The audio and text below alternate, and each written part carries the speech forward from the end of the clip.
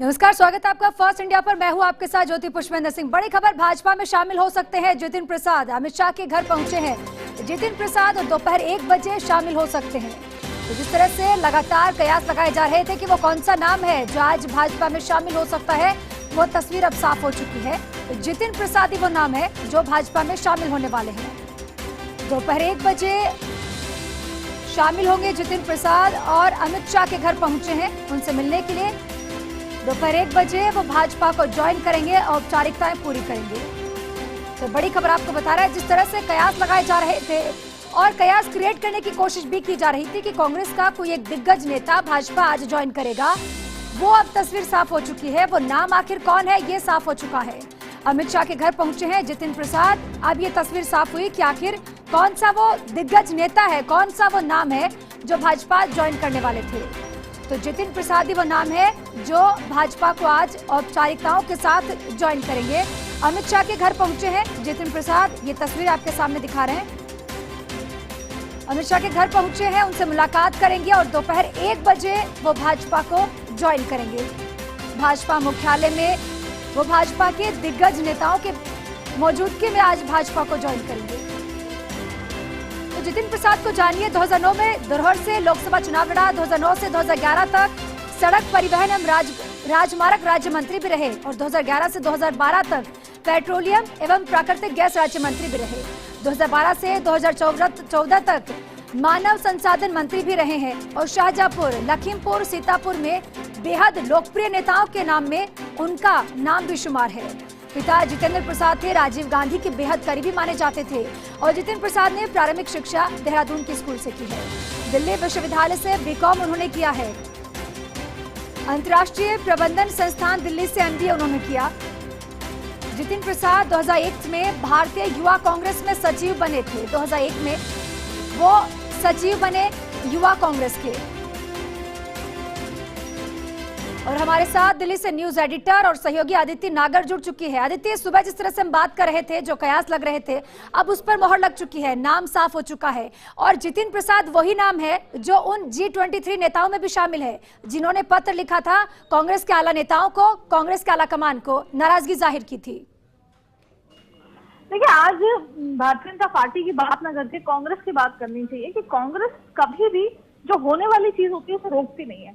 और आज जितिन प्रसाद की ज्वाइनिंग कोई बहुत बड़ा आश्चर्य की बात नहीं है, क्योंकि जितिन प्रसाद लगातार रह रहकर कई बार मुखर होकर अपनी नाराजगी भी बता चुके हैं। और सबसे बड़ी बात देखिए, ज्योतिरादित्य सिंधिया जो कि भाजपा में शामिल हुए थे, उनके बेहद करीबी दोस्त हैं। और यहाँ तक कि जो पूर्व डिप्टी सीएम है राजस्थान के सचिन पायलट, उनके भी बेहद करीबी दोस्त हैं। और ये माना जा सकता है, इसे इनकार नहीं किया जा सकता कि ज्योतिरादित्य सिंधिया को तो पता ही होगा कि वो भाजपा में आ रहे हैं, लेकिन सचिन पायलट को भी कहीं ना कहीं इस बात का अंदाजा जरूर होगा कि जितिन प्रसाद की ज्वाइनिंग हो रही है। देखिए, अब आगामी समय में इस तरह के माहौल में जहां अगले 2 महीने में राहुल गांधी की ताजपोशी है, देखिए हम शुरुआत से बात करें, हम सबसे पहले बात करते हैं कि जो ज्योतिरादित्य सिंधिया नाराज थे, बहुत बार उन्होंने बात करने की कोशिश की, ऐसा वो हमेशा कहते आए अपने ट्वीट, अपने माध्यम, अपने तरीकों से, और उसकी सुनवाई नहीं हुई। सचिन पायलट की भी यही शिकायत है। हाल ही में उन्होंने एक इंटरव्यू देकर कहा कि जो कमेटी थी वो फेल हो गई, मेरी कोई बात नहीं सुन रहा, तमाम तरीके की चीजें उन्होंने भी अपने मुंह पे जो ताला लगाया था 8 महीने, उसे खोल दिया। और जितिन प्रसाद भी कहते हुए आए। अब बात यह है कि कांग्रेस को सब पता है, लेकिन कांग्रेस नहीं चाहती या कांग्रेस करना नहीं चाहती कि वो अपने नाराज नेताओं से बात करें। ये क्या होता है, संख्या बेहद महत्वपूर्ण होती है। व्यक्ति अकेले श्री राम भी लड़ाई नहीं कर पाए, तो उनको भी लक्ष्मण की और उनको भी विभीषण की, तमाम तरीके के लोग के साथ ही उन्होंने विजय पाई थी। तो कांग्रेस को कहीं ना कहीं समझना होगा कि अपना ईगो या अपना वो जो 60 साल का जो बना हुआ है ऑरा, उसको छोड़कर अपने नाराज नेताओं से कम्युनिकेशन शुरू करना पड़ेगा।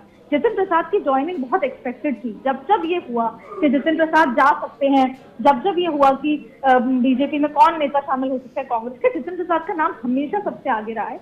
और अब आज देखिए कि पीयूष गोयल, और जाहिर साथ में इसमें जफर इस्लाम का भी बहुत बड़ा रोल होगा, इसमें पीयूष गोयल का अच्छा बड़ा रोल रहा है। और इससे कहीं ना कहीं परसेप्शन, कार्यकर्ताओं का मनोबल तोड़ने के लिए ये चीजें बहुत होती हैं कि अब जितिन प्रसाद भी गए। और ये नहीं पता कि आगामी, जैसे बंगाल में चुनाव था तो टीएमसी की आधी चाहे बीजेपी नहीं जीत पाई पर टीएमसी के लोग आ गए थे, तो एक मनोबल, तो डर लग रहा था ममता बनर्जी के लोगों को, कहीं ना कहीं इस बात का डर था कि क्या जीतेंगे क्या हारेंगे, तमाम तरीके की चीजें। अब आपको बता दें कि जितेंद्र प्रसाद इंडियन पॉलिटिशियन और former minister of human resource रह चुके हैं। उन्होंने दोहरारा डिस्ट्रिक्ट है लखीमपुर खेरी उत्तर प्रदेश की, उसकी 15वीं लोकसभा से, और उसके अलावा चुनाव जीत बिल्कुल चुके हैं। अदिति, देखिए हम सुबह बात कर रहे थे कि यूपी में विधानसभा चुनाव से ठीक पहले भाजपा जो ये कर रही है, एक तरह से कह सकते हैं कि सर्जिकल स्ट्राइक अभी से शुरू हो चुकी है, सेंधमारी शुरू हो चुकी है। और शाहजहांपुर में चूंकि जितिन प्रसाद बेहद ही लोकप्रिय नेताओं में से एक माने जाते हैं, ऐसे में ये बड़ा नुकसान है कांग्रेस को और बड़ा फायदा पहुंचने वाला है भाजपा को। जाहिर तौर पर देखिए, सबसे बड़ी बात है कि जब पहले भी हम बात कर रहे थे तो मैंने यही कहा था कि उत्तर प्रदेश नॉर्थ इंडिया का बड़ा राज्य है और उत्तर प्रदेश जो है टारगेट है। अब आप देखिए, आज ये कह सकते हैं कि बीजेपी की तरफ से ऑफिशियल बिगुल बच चुका है 2022 उत्तर प्रदेश चुनाव का, विधानसभा चुनाव।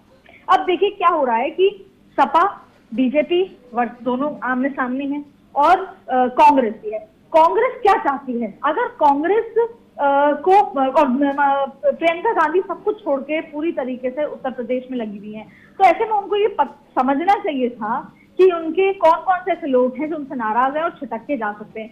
बेसिकली स्ट्रैटेजी की कमी है। और अब अभी होम मिनिस्टर अमित शाह से मुलाकात हो रही है और बहुत बड़ा नुकसान होगा, परसेप्शन का भी होगा। जब एक बड़ा व्यक्ति जो इतने पुराने समय से राजनीति में है, एक व्यक्ति जब जुड़ता है पार्टी के साथ, मैंने पहले भी कहा, तो उसके साथ साथ उस विचारधारा के जो लोग हैं जो उनसे जुड़े हुए हैं, चाहे वो वोटर्स हो चाहे वो कार्यकर्ता हो, वो भी बीजेपी या उस पार्टी में शामिल मेंटली हो जाते हैं। अगर फिजिकली शामिल नहीं होते तो मेंटली शामिल होते हैं। तो कहीं ना कहीं एक शिफ्ट होता है। और देखिए, राजनीति में हम ये समझ सकते हैं कि एक एक वोट भी कितना महत्वपूर्ण हो सकता है। ऐसे में अगर जितिन प्रसाद की ज्वाइनिंग हो, और देखिए जितिन प्रसाद अब खुद को प्रूव करने के लिए, हो सकता है बहुत लंबे समय से वो उस तरीके से नहीं। आदित्य, आप हमारे साथ बने रहिए। हमारे साथ एडिटोरियल एडवाइजर आशुतोष शर्मा जी जुड़ चुके हैं। आशुतोष जी, G23 में जो 23 नेता शामिल थे उनमें एक नाम जितिन प्रसाद का भी था। और देखिए, कहीं ना कहीं ये साफ कहा जाता है यूपी के बारे में कि यूपी से ही दिल्ली का रास्ता साफ हो जाता है। यूपी में विधानसभा चुनाव होने वाले हैं और ऐसे में उससे ठीक पहले मान लीजिए कि जितिन प्रसाद का भाजपा ज्वाइन करना आप कैसे देखते हैं? जितिन प्रसाद जो है वो कांग्रेस के एक उभरते हुए बड़े नेताओं में है। 2 बार सांसद रहे हैं और उत्तर प्रदेश के ब्राह्मण नेता, और ये खानदानी रूप से कांग्रेस के लीडर हैं। इनके पिता जितेंद्र प्रसाद जी कांग्रेस के बड़े नेता थे। और ये यूपी के लिहाज से ये महत्वपूर्ण है कि यूपी में ये आरोप लगे हैं कि वहां पर ज्यादा ठाकुरों का राज चल रहा है और ठाकुरों और ब्राह्मणों का वहां पर ट्रेडिशनली राइवलरी रही है। ऐसे में जो कुछ एनकाउंटर्स हुए हैं अपराधियों के, उनमें भी ब्राह्मण डॉन ज्यादा मरे हैं। इसलिए एक माहौल बना हुआ है कि यूपी में ब्राह्मणों का बीजेपी से नाराज है जी। ऐसी स्थिति में जो जतिन प्रसाद का आना है वो महत्वपूर्ण है। कांग्रेस के पॉइंट ऑफ व्यू से देखें तो देखिए, पहले लोकसभा चुनाव से पहले भी आपको याद होगा कि जतिन प्रसाद बीजेपी ज्वाइन करने वाले थे, लेकिन किसी तरह उन्हें मनाया गया था और वो शाहजहांपुर से रवाना होते होते वापस उन्होंने अपना मन बदल लिया था और वो कांग्रेस में उस समय रह गए थे। बड़ी बात यह है कि कांग्रेस अपने नेताओं को मैनेज नहीं कर पा रही है। G23 लेटर लिखा, लेकिन कांग्रेस की इस समय जो स्थिति है वो लिंगर ऑन करने की जो टेक्निक है वो आगे से आगे बढ़ती जा रही है। कोई फैसले नहीं होते हैं और जो G23 के नेता हैं वो बार बार नाराजगी जताते रहे हैं। कमेटियां बनती है, चुनाव टलते हैं, लेकिन अपने नेताओं को एक रखना कांग्रेस के लिए बड़ी चुनौती है। आशुतोष जी, सुबह से ही ये कयास लगाए जा रहे थे ट्विटर के बाद से, जब ट्वीट सामने आया कि एक बड़ा नेता, एक दिग्गज नेता आज भाजपा ज्वाइन कर सकते हैं। और चूंकि पहले नाराजगी जाहिर की जा चुकी है 23 नेताओं की तरफ से कांग्रेस के आला कमान को, और उनको भी निश्चित तौर पर यह भनक लग गई होगी कि वो नाम कौन सा है जो पार्टी छोड़कर जाने वाला है। तो आखिर मनाने की कोशिश क्यों नहीं की गई? आखिर कांग्रेस अभी किस फॉर्मूले पर आगे बढ़ रही है? देखिए, मनाने की कोशिशें निश्चित रूप से की गई होंगी।